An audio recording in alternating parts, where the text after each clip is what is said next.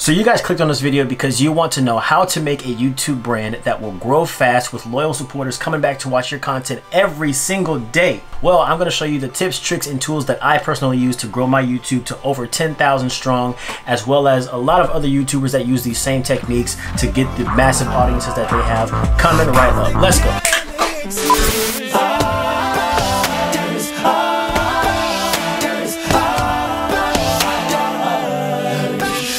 So what's up everybody, I am Legend, your favorite traveling musician here on YouTube. And before we begin today's video, I just want to ask each and every one of you who are watching to scroll down and hit that like button as many times as you can. It will help this video get in front of a lot more people. Also, if you're not already subscribed, please subscribe today. Turn on the bell notification so you'll be notified every time I upload a super dope video. Now, let's get into it. So first of all, let's talk about what is branding, guys. Branding is who you are, what you do, who is your daddy, and what does he do?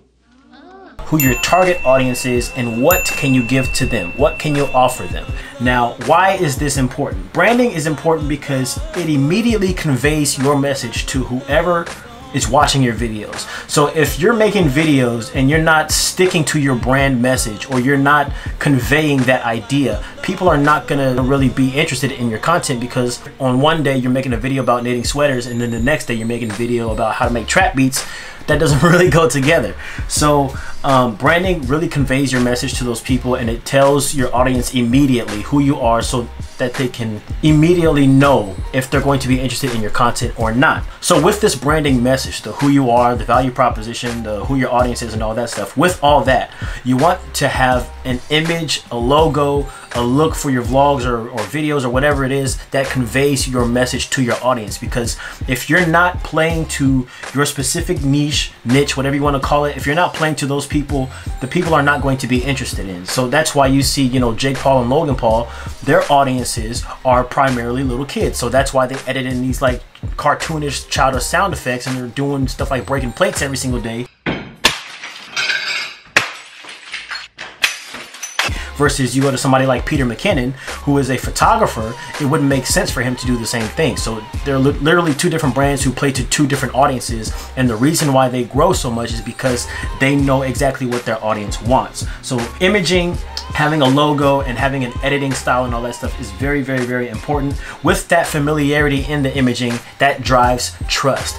And then also what this does is it drives a connection with that audience. So people want to be connected to a brand. So yeah, branding, it builds a connection, it builds trust, it builds familiarity, and it's very important to have all these things to kind of coincide and come together to make your brand full and really, you know, bring across your message to your audience. Now, I'm going to talk about how to build your brand on YouTube and how I built my brand. So you want to start with your message first. Who are you? What is your brand? What do you do? What is the thing that you represent the most? You know, for me, like I said, I'm a musician and I travel. So that is literally my brand, a traveling musician. I make music and I travel. And then you want to figure out who your target audience is. Who my target audience is primarily 18 to 35-year-olds. They're producers, they're singers, they're songwriters, so I know I'm targeting those people. The value proposition, what can I give them? What I can give them is knowledge on how to make music, how to make beats, how to write songs, anything that's music related, how to travel to Bucharest, how to travel to Ukraine, all the places I've gone to. That is what I'm presenting them. I think what a lot of people mess up these days when they're trying to build a YouTube channel is they're constantly looking at, how can I get this person to become a subscriber? How can I get this person to view my video? How can I get them to give to me? But you need to actually look at it the other way. How can you give to this person? What can you offer them? Because the more value you offer to somebody or a potential subscriber, the more likely you are to convert them as a viewer if you can provide them what they're searching for. YouTube is the second biggest search platform in the entire internet. Really, there's a place everywhere on YouTube for your niche. It's just about you knowing exactly who your target audience is, their gender, their race, their age. You want to convey your message in pretty much every single video. One of the biggest examples that I can name is Casey Neistat. And if you guys are familiar with YouTube, chances are you might be familiar with Casey Neistat. He's one of the biggest vloggers on this platform. But he's an entrepreneur who makes videos every single day or almost every single day. He's a filmmaker, he loves to exercise, and he's somebody who just hustles really hard. And then if you look throughout Casey Neistat's videos, I mean, he's constantly branding himself. He's constantly telling people, like, go chase your dreams, go work hard. Who cares what other people say? Everything that this guy uploads, even if it's about his daily life, it has something to do with hustling hard, about being an entrepreneur, about working for yourself and chasing your dreams. That's what I really like about Casey Neistat. Another example is this guy named Lost LeBlanc. Now, he was a daily vlogger who I discovered, I think, about 2 years ago, and he basically does a lot of travel. He first started off traveling to the Philippines and Thailand, and that's what blew him up. He went over there and he vlogged every single day, I think for like 9 months or something crazy like that. And he was a travel vlogger, obviously, so he's vlogging his travels every single day. Literally, in his logo, you'll see in his banner, it says Lost LeBlanc. So let's get lost tomorrow. That's his whole swag on the channel. That's his catchphrase. The logo itself even conveys this message. So if you look, it says Lost LeBlanc. So the lost is like, it turns into a tropical, like a palm tree. And so that's how you know this guy, he likes to travel to tropical locations. He's a vlogger, and every single video, I don't think this guy has ever uploaded a video on YouTube that is not about traveling. Everything, life in the Caribbean, saying goodbye to my travel partner.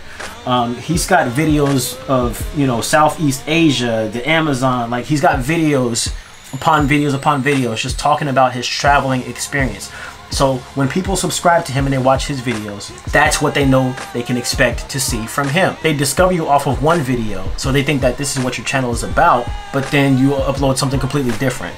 You don't want to do that. You want to stay focused on what you want to do, at least when you're first starting out. And then when you get a bigger audience, you can slowly start to branch out. So what I'm going to do is I'm going to show you guys what happened after I kind of became more consistent in my branding and kind of geared my channel specifically towards my niche as far as like a musician who travels. And the reason I'm doing this is because there's a dude out there on a Logic video that I made a comment to, and he accused me of buying my subscribers. There was a huge spike in my subscribers in January, which is when I started uploading daily content.